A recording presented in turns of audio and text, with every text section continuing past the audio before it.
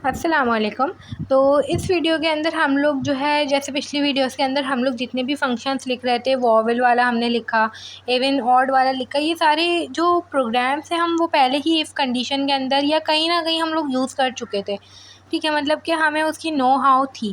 ठीक है, मगर जो इस वीडियो के अंदर हम लोग जो प्रोग्राम लिखेंगे या जो फंक्शन बनाएंगे, उसकी हमें पहले से नो हाउ नहीं है, वो बिल्कुल न्यू चीज़ है। तो सबसे पहले उसका जो हम पहला प्रोग्राम लिखेंगे वो हम फंक्शन के बगैर लिखेंगे। जैसे कि ये जो सामने प्रोग्राम है, ठीक है, ये हमने फंक्शन के बगैर लिखा है, इसमें कोई फंक्शन का यूज़ नहीं किया। पहले हम लोग फंक्शन के बगैर इसको सीखेंगे, जैसे हमने इवन ऑड वाला फंक्शंस के बगैर सीख लिया था पहले ही। ठीक है, और फिर इसका फ़ंक्शन बनाना सीखेंगे कि हमें इसका फ़ंक्शन किस तरह से बनाना है। तो जो न्यू चीज़ हम देखने वाले हैं उसे हम कहते हैं स्वैपिंग या स्वैप।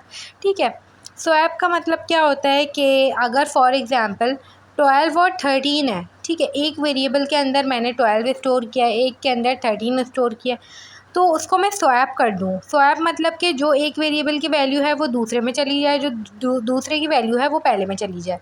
ठीक है, इसी तरह से इसकी एग्ज़ाम्पल हम ऐसे भी ले सकते हैं कि दो लोग बैठे हुए हैं चेयर के ऊपर, ठीक है, और उनकी हम स्वैपिंग कर दें। स्वैप मतलब कि पहले बंदे को दूसरी चेयर के ऊपर बिठा दें और दूसरा बंदा जो जिस चेयर पे बैठा होता है उसे पहली चेयर के ऊपर बिठा दें। तो स्वैपिंग असल में होती ये है।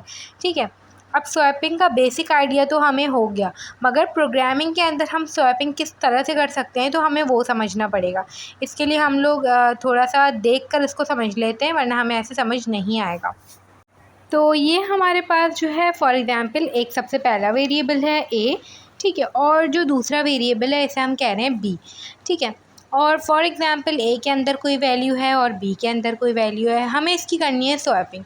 तो हम प्रोग्रामिंग या कंप्यूटर के अंदर इसकी स्वैपिंग कर ही नहीं सकते इस तीसरा वेरिएबल बनाए बगैर। क्यों नहीं कर सकते? हम बी के अंदर ए की वैल्यू अगर डाल देंगे तो हम ए के अंदर बी की वैल्यू कैसे डालेंगे? वो तो अपडेट हो चुकी होगी, है ना। तो मतलब कि फॉर एग्ज़ाम्पल ए में है 13, बी में है 15। ठीक है, हमने कहा कि भाई ए वाली वैल्यू बी में डाल दो, मतलब कि बी इक्वल्स टू ए कर दो। तो बताओ, ए की वैल्यू तो बी में डाल दी, अब बी की वैल्यू तो अपडेट हो चुकी ना, वो तो है ही नहीं कहीं सेव। तो हमें वो सेव करनी थी पहले, ताकि हम उसको ए में भी तो डाल सकें, है ना। तो स्वैपिंग के लिए हमें तीसरा वेरिएबल हमेशा रिक्वायर्ड होगा। हम इस तरह से स्वैपिंग कर ही नहीं सकते। तो अब किस तरह से करेंगे स्वैपिंग? हम हमेशा स्वैपिंग के लिए तीसरा वेरिएबल बनाया करेंगे, जिसको यहाँ पे हमने टी का नाम दे दिया। टी का नाम क्यों? टेम्पररी। ठीक है, ये टेम्परेरी वेरिएबल है, ये सिर्फ हम यूज़ कर रहे हैं। इसका अपना मतलब एक कोई इस प्रोग्राम में सिर्फ इतना रोल प्ले करेगा, ये सेव करेगा वैल्यू को। ठीक है, हमने फॉर एग्ज़ाम्पल ए की वैल्यू को बी में डालना है, बी की वैल्यू को ए में डालना है। तो सबसे पहले हमने बी की वैल्यू टी में डाली, सेव कर दी पहले बी की वैल्यू, सही है, टी में डाल के सेव कर दी, बी में जगह खाली हो गई, सही है। और क्या किया? अब ए की वैल्यू को बी में डाल दिया, सही है। अब हमने ए की वैल्यू को बी में डाल दिया, मतलब हाफ स्वैपिंग कर दी। अब दूसरा काम हमें क्या करना था? बी की वैल्यू को ए में डालना था। मगर अब बी की वैल्यू कहाँ सेव है? अब वो वैल्यू टी में सेव है, तो हम टी की वैल्यू को ए में डाल देंगे, जैसे कि नीचे वाला एरो शो कर रहा है। ठीक है, तो इस तरह से करके हमें ये काम करना होगा। अब हम इसको प्रोग्राम में समझ लेते हैं, हमने इसका प्रोग्राम कैसे लिखा है। तो हमने सबसे पहले दो वेरिएबल्स बनाए हैं, num1 और num2। इंटीजर डेटा टाइप रखी है दोनों की, और num2 में हमने num1 में स्टोर कर दिया 13 और num2 में स्टोर कर दिया 12। उसके बाद हमने दोनों को सी आउट कराया है। सी आउट मतलब कि दोनों को प्रिंट करा के चेक भी कर लिया कि भाई यही वैल्यू है या नहीं है। उसके बाद इन टेम्पररी नाम का एक वेरिएबल बनाया है हमने। ठीक है, और हमने सबसे पहले num2 की वैल्यू को टेम्पररी में सेव कर लिया, और हमने num1 की वैल्यू num2 में डाल दी। ठीक है, उसके बाद हमें num1 में num2 की वैल्यू चाहिए, मगर num2 की वैल्यू तो टेम्पररी में है, तो हमने टेम्पररी की वैल्यू num1 में डाल दी। उसके बाद हमने प्रिंट कर दिया num1 और num2। अब हम इसको चेक भी कर लेते हैं। सबसे पहले क्या प्रिंट होगा? 13 और 12, और अगर फिर स्वैपिंग हो चुकी होगी तो 12 और 13 प्रिंट होना चाहिए। 13 12 12 13 ऐसे प्रिंट होना चाहिए। ठीक है, और अगर हम गौर से देख लें तो हमने यहाँ पे वेरिएबल्स ऊपर नीचे नहीं लिखे, ऊपर num1 ही लिखा है और नीचे num2 ही लिखा है। ठीक है, तो अगर ऐसा प्रिंट हुआ तो समझो स्वैपिंग हो चुकी है। तो अगर हम देखें तो इसकी स्वैपिंग हो चुकी है 13 12 12 13। ठीक है, तो ये हमारे पास स्वैपिंग कहलाती है, सही है। तो अब हम इसका फ़ंक्शन बनाएंगे। फ़ंक्शन बनाने के लिए अगर हम गौर से देखें ये पूरा, तो यहाँ पे हमारे पास पूरा तो वही रहेगा। हमें फ़ंक्शन के लिए भी num1 num2 बनाना होगा, और num1 num2 हम प्रिंट भी करेंगे। तो ये जो सारा काम है ना जो हमने किया है, ये जो temperature equals to num2 equals to num1, ये सारे काम सिर्फ हम फंक्शन के अंदर करेंगे। तो हम लोग ये सिर्फ ये हटाएंगे, ठीक है। और हमने एक टेम्परेरी नाम का एक वेरिएबल बना लिया है और यहाँ से हम एक फ़ंक्शन को कॉल करेंगे जो स्वैप करवाएगा, तो उसका नाम हम स्वैपिंग रख रहे हैं, ठीक है। स्वैप रख दिया और उसको 2 नंबर्स यहाँ पे, क्योंकि हमें स्वैप करवाने तो 2 नंबर्स हम पास करेंगे, num1 और num2, ठीक है। और उसके बाद num1 और num2 वैसे ही प्रिंट करेंगे। आप स्वैप का फंक्शन लिख लेते हैं मेन के ऊपर, ठीक है। तो वो जो स्वैप की जो टाइप होगी वो कुछ भी नहीं होगी, वॉइड होगा, ठीक है, क्योंकि ये कुछ रिटर्न तो नहीं करेगा, ये सिर्फ स्वैपिंग करेगा। अच्छा, एक चीज़ मैं आप लोगों को यहाँ पे पहले ही बता दूँ कि अभी जो हम पहला फंक्शन लिख रहे हैं वो गलत लिखेंगे, ठीक है, क्योंकि अब जब तक हमें गलत चीज़ का पता नहीं चलेगा, क्योंकि अभी तक हम जैसे फंक्शंस लिखते हुए आ रहे हैं ना, इसमें उसका यूज़ थोड़ा सा वैसा होगा नहीं। पहले हम गलत फंक्शन लिखेंगे, फिर हम सही फंक्शन लिखेंगे, ठीक है। तो पहले हमें वो गलत समझ आना चाहिए कि हम कैसे लिख रहे हैं, फिर हम उसको सही करके चेक करेंगे तो हमें बिल्कुल सही से समझ आ जाएगा। तो अब ये हम प्रोग्राम अपना कंप्लीट कर लेते हैं, फिर समझते हैं कि ये फ़ंक्शन क्या करेगा, ठीक है, क्योंकि बाकी का नीचे वाला काम, मेन वाला काम जो है वो हमें समझ आ चुका है पिछले वाले प्रोग्राम के अंदर ही। तो ये जो फंक्शन बनाया है ये हमने वॉइड, इसकी रिटर्न टाइप रखी है, कुछ भी रिटर्न नहीं करेगा, ठीक है, और स्वैपिंग करेगा, ठीक है। इंट a इंट b हमने 2 इंटीजर्स डिक्लेयर किए हैं यहाँ पे, जो num1 और num2 की वैल्यू यहाँ पे पास करेंगे a और b को। ये बात हमने गौर से समझनी है, num1 और num2 की वैल्यू पास होगी a और b को, ठीक है। तो इस फंक्शन में वो जो वैल्यू है वो a के अंदर है और b के अंदर है। उसके बाद यहाँ पे हमने इसका एक टेम्परेरी वेरिएबल बनाया और वही काम किया, b की वैल्यू टेम्परेरी में डाल दी, a की वैल्यू b में डाल दी और टेम्परेरी की वैल्यू आखिर में a में डाल दी, ठीक है। और उसके बाद वहाँ पे हमने num1 और num2 को प्रिंट कर दिया। अब हम इसको जो है आउटपुट करा के चेक करेंगे। हमें पता है ये स्वैपिंग नहीं होगी, हमने गलत फंक्शन लिखा है, मगर अगर हम एज आम जो है वो चीज़ देखें तो अगर हमारे जहन में यही आना चाहिए कि इसका फ़ंक्शन ऐसे ही होगा, अगर अभी तक हमने इसका सही फ़ंक्शन नहीं देखा है तो, ठीक है, हमारे जहन में यही आएगा। मगर हम यहाँ पे एक गलती कर जाएंगे और वो गलती समझाने के लिए ही पहले हम ये वाला फ़ंक्शन लिख रहे हैं, ठीक है। तो अब हम इसका आउटपुट चेक कर लेते हैं।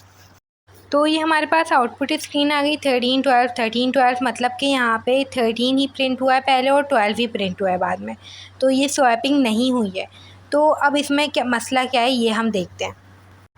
इसमें मसला असल में ये है कि हमारे पास हमने मेन फंक्शन के अंदर 2 वेरिएबल्स बनाए थे, num1 और num2, और हम स्वैपिंग चाह रहे थे कि num1 की वैल्यू num2 में चली जाए, num2 की वैल्यू num1 में चली जाए, सही है।